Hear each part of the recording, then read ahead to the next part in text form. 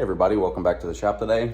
Today we are going to be working on this is a 98 Toyota 4Runner. Today we are going to be installing some spark plugs. Haven't made a video in a little bit. It is winter, beautiful day here in Kentucky. It's starting to get a little bit cooler and I love it. And that also means time to get the vehicles ready for winter time. So we're going to change out the spark plugs today. This is not for somebody who's done this before or somebody's looking for some tips or tricks. This is more for beginners to help somebody out. A lady or a gentleman who's never done before, and hopefully this video will get you through. Okay, so let's go over some of the tools that you're going to need. You're going to need a 5/8 deep well socket. You probably can't see this. Actually has a rubber grommet down inside. It actually hooks into the spark plug, so when you pull it out, it pulls the spark plug with it. If you don't have one of those with the rubber piece inside, you can just use a standard 5/8 deep well to break those sockets free. However, your spark plugs will probably stay down in the hole. You can use a magnet on a stick. The tips of the spark plugs are magnetic, and you can actually pull the spark plug out with that. So it's not a deal breaker. You will need a 10 millimeter, possibly a 12 millimeter. Not 100% necessary, but it makes it a little bit easier. I always like to use some anti-seize, and this is copper. It's high heat. It actually does say on here, if you read the label, that it is for spark plug threads, so that is safe to use, just a teeny tiny bit. I like an assortment of extensions. You probably won't need all of them. For the one that actually goes down into the cylinder, I like the ones with the lock on them, because once you get it down in there, you can pull it and you're not going to leave your socket behind down in there, and you're going to have to fish this out. So this is the one that I like to use. You might need a set of pliers or channel locks to get the spark plug boots loose. Probably not needed. A 3/8 ratchet. You might even be able to do this with a quarter, but 3/8 definitely makes it easier. On the fasteners that have the 10 millimeter, some of them have a Phillips head in there too. If you don't have a 10 millimeter, you might be able to use that. I'm probably just going to use the Milwaukee, and I do like a magnetic screw tray to dump my hardware in when I'm done. Okay, these are the plugs I'll be using. This is the factory owner's manual, and if you see there, it recommends Densos or NGKs. The majority of components on this truck from the factory are Densos, so that's what I typically like to use. It does call, this is a 3.4 liter, so it's a 5VZFE. It does call for a K16 TR11. Now, I am going to be using a IK16 by Denso, and the I is just the placeholder for iridium. The regular K16s are a standard U-groove, so this is a little bit better plug and still compatible with the engine. A little bit of a closer look of the iridium electrode, if the camera will focus there. It's very fine. So these are some good plugs. Oh my gosh, that light makes it so nice. So when you are working on this is a 98. This engine came out of a 2002. The 3.4 liters are essentially the same from 96 to 03, I think, so the process will be identical. First, we're going to have to remove some bolts. We're going to have to remove this 10 millimeter bolt here. We're gonna have to remove this 10 millimeter bolt here, and that's where that Phillips screwdriver also comes into play. We're gonna disconnect this. We're probably gonna disconnect this as well. And then that tube should pop free from the air box and from the intake, and we'll be able to get that out of the way. That'll give us access to our ignition coils over there, and then we'll go around to the other side and I'll show you how to remove the actual spark plugs on the other side. So it should be pretty straightforward, shouldn't take very long. All right, so first things first for me, I'm gonna remove this 10 millimeter bolt and this 10 millimeter bolt.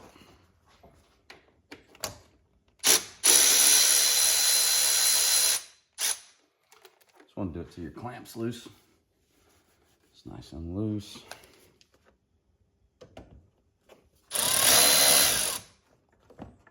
Oh,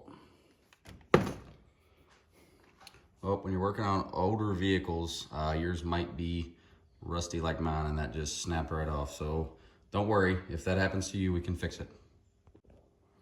Before we work on what we're gonna do to get this thing off, let's go ahead and disconnect this rubber hose back here. You should just be able to grab it slide it off like so. And then there's another rubber one right here going into this little resonator box. Should just be able to grab, slide that off. And this hose here actually connects into this little connection. Just pop that free as well. Now, the only thing keeping this whole tube on, I believe, is this clamp here that we just broke. And let's see what we got to do to fix it.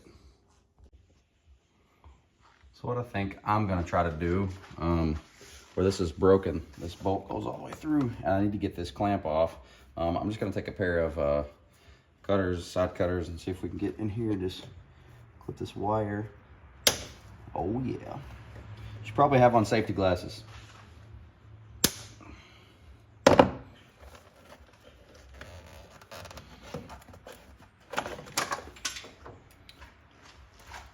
So that's my my part we cut off there. We'll replace it with just a regular hose clamp. So working on these vehicles, they are old and rusty. If that happens to you, don't panic. All you need is a hose clamp. We can put that on there, seal it back up. So we got a nice tight seal here. It's not the end of the world. Now this should be ready to pull out. You might have to muscle this around a little bit. This should pull off from here. And there. Oh, that wasn't that bad. That's what it looks like. So that connection there you don't need to mess with, but this whole boot will come out in one piece. Okay, once you have the intake tube disconnected and out of the way, you'll have access to your 3 ignition coils. Now you will have to take off the electrical connection on top, and the only thing that you need to do that is really your fingers. Sometimes a flat blade screwdriver pushing in on this tab right here might help, but a lot of times you can just do it with your finger. Just press in, and you should be able to disconnect that connection, and you do the same thing for the other 2, and then we'll be ready to loosen our 10mm bolts and get these ignition coils out of the way. Okay, so we've got all of our little electrical connections loose. Now the next thing that we're going to do is we're going to take our 10mm, and I like starting out doing this by hand. I'm just going to crack these loose. They shouldn't be very tight anyways.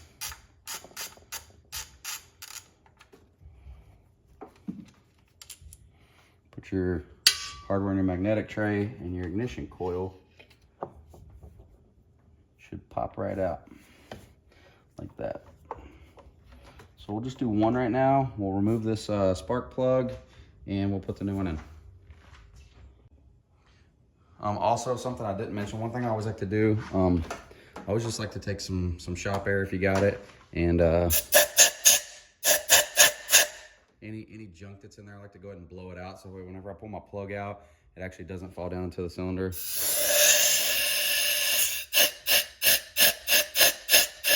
So there's a lot of dust and stuff coming out of there.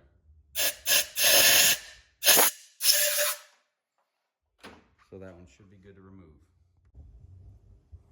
So I'm going to take my 5/8, and like I said, with the lockable extension, if you have one, it's not needed. We'll get down in there and get on it. Pop this plug out, see what it looks like. That plug's got really loose.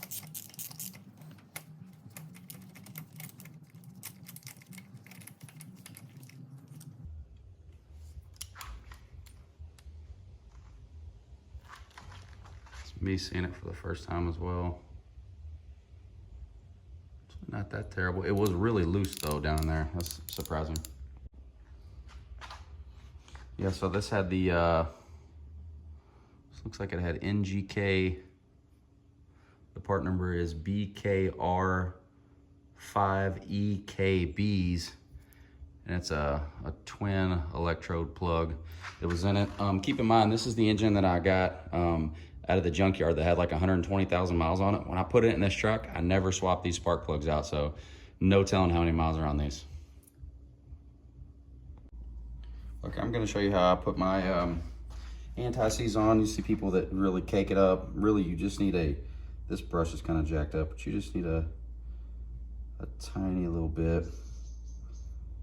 And you don't want to get it on the electrode area. You don't want it up here, so you want to make sure that's clean, but it just needs a little bit on there. Okay, so I'm gonna take my plug after I got my anti-seize on it. I'm gonna put it down in my spark plug socket.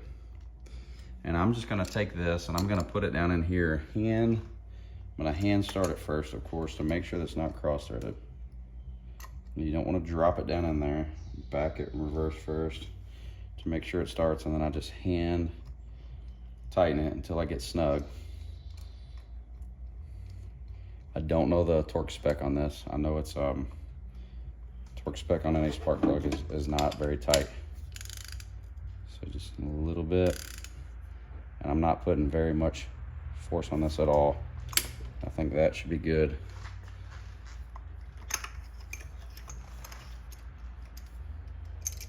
And we'll repeat this process. And you could put some dielectric grease in here if you want. You don't have to, but you absolutely can. You'll put your ignition coil back down on there. You plug everything back in. Electrical connector. We'll take your 10mm bolt. Put it back on. And then we're gonna repeat this same process. You're gonna want to tighten up your ignition coil. Once again, snug. It does not need to be tight, folks.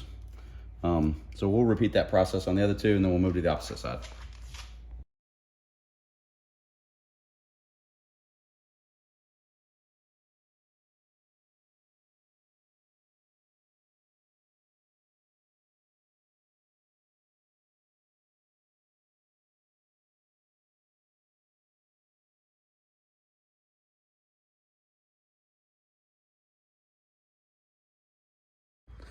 Okay, so the driver's side is what most people probably consider the more difficult side.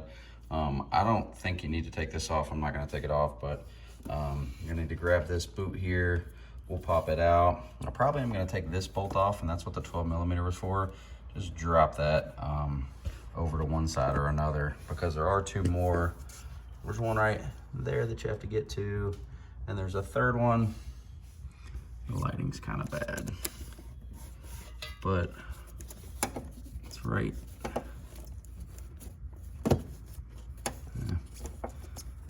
The lighting's a little tough, but I got a good straight down shot on it. We should be able to get it right from the top here. So let's, actually we probably don't even need to do much. We'll probably just pop that first one out, and then we'll do the same thing. Blow these holes out. Watch your ears, might hurt.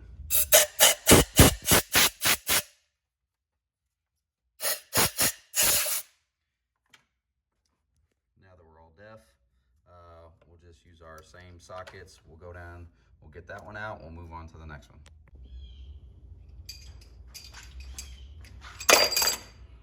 Go ahead and do this 12mm.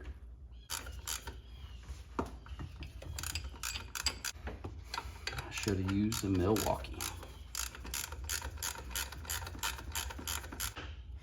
Anyway, so you get the idea. And the only reason I took that bolt out, because that back one, you can kind of move it a little bit here or there, kind of give you a little bit more freedom. So just don't remember to put that bolt back in. So let's go ahead and get this spark plug out. Same as all the other ones, pretty straightforward.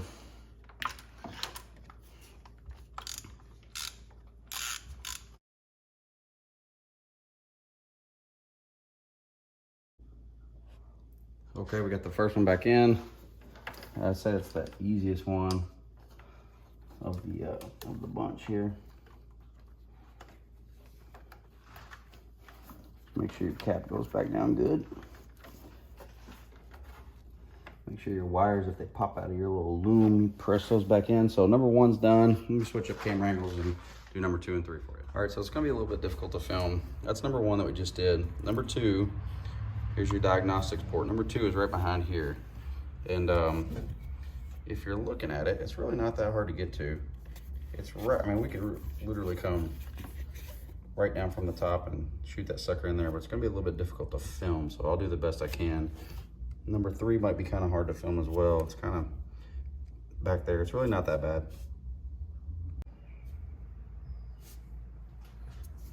Right here, this thing moves pretty easy. Kind of get your hand right in there.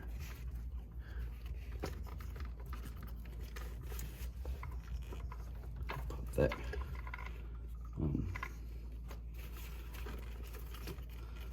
spark plug right out of there.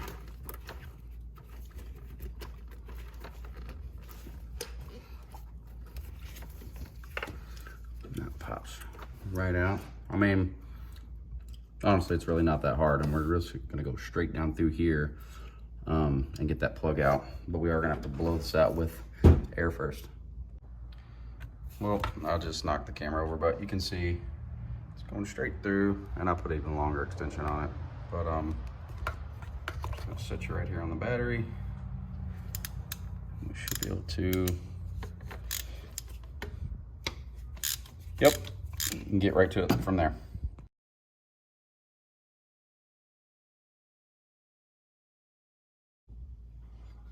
Got the second one in. Get the spark plug boot back in.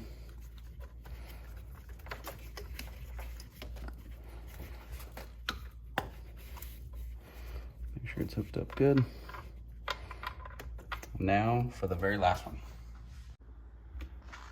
Well, I know it's probably a little bit difficult to see. It's kind of a weird angle, but if you take this hook and you move it all the way this way, you can get right in here with your extension. You can take this rear plug out. It really looks more intimidating than it actually is. It's really not hard to get to at all. Just take that 12mm bolt out of that bracket, move it over. You should be able to pull it right out.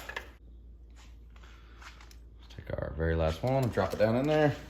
Just push down on that little foam piece.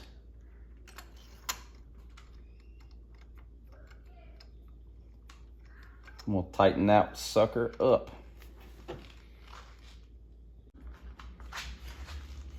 That last spark plug boot.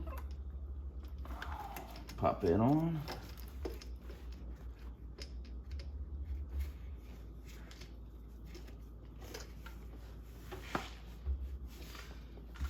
Make sure all 3 of those are on good. And then we'll just take that 12mm bolt and put it back in.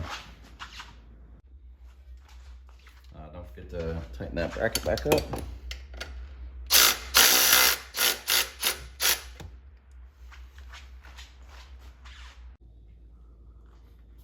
Okay, we're gonna put our intake tube back on underneath the wire.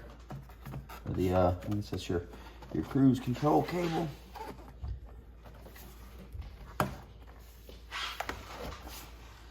Slide it on there. Make sure it's fully on there, fully on here. And take our, you can go ahead and take your tube that's in the rear here, plug it in.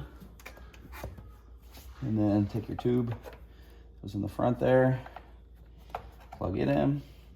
Remember this piece was plugged right in there. It's a little loose. Now we need to tighten up this bolt and fix this one with the hose clamp that we broke. So we'll tighten this one up, not super tight because we don't want to break it too.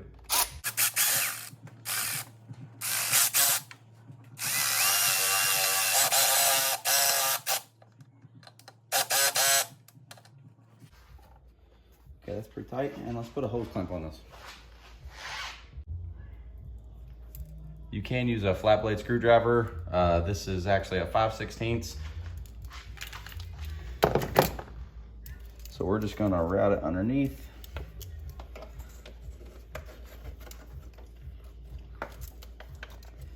Get it hand started on top.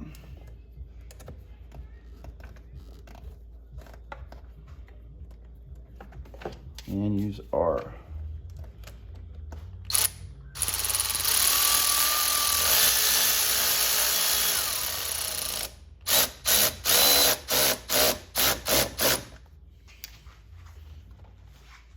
It's not OEM, but it'll get you through. All right, next steps for me, after we've got everything back together, let's fire it up. Make sure you don't have any misses.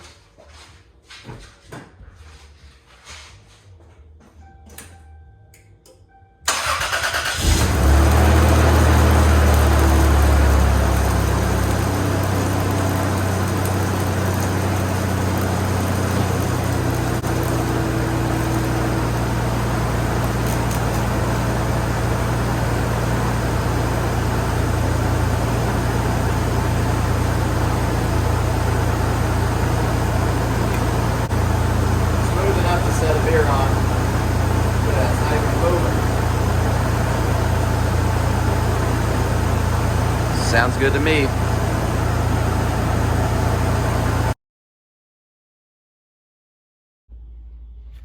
And the last thing I always like to do is in your book where you keep your maintenance, I just write down the date, the mileage, and the spark plug part number.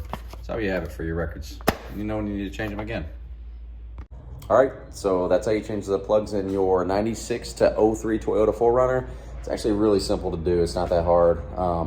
It was harder to make the video than it was to actually do the process. So if anybody has any questions or I can help you out at all, please let me know. As always, I appreciate everybody watching. Until next time, take care.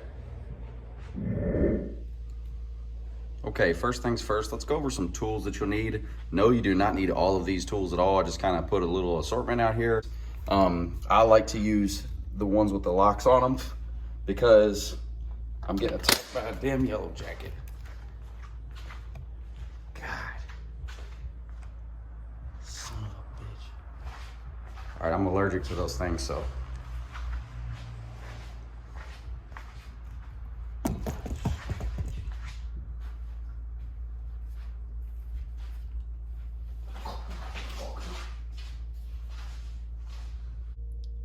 Got that joker. Look at me still trying to sting.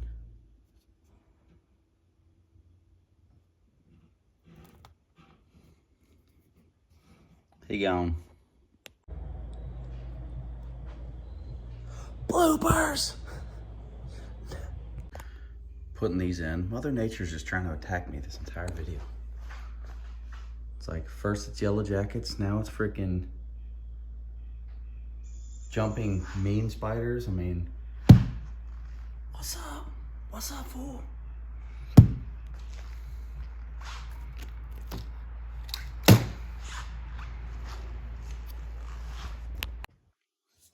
Okay, so once you have that intake tube out, once you have the end tube out of there,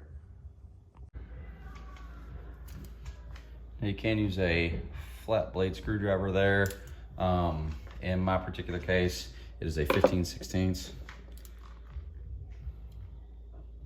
or it's a 5/16 rather.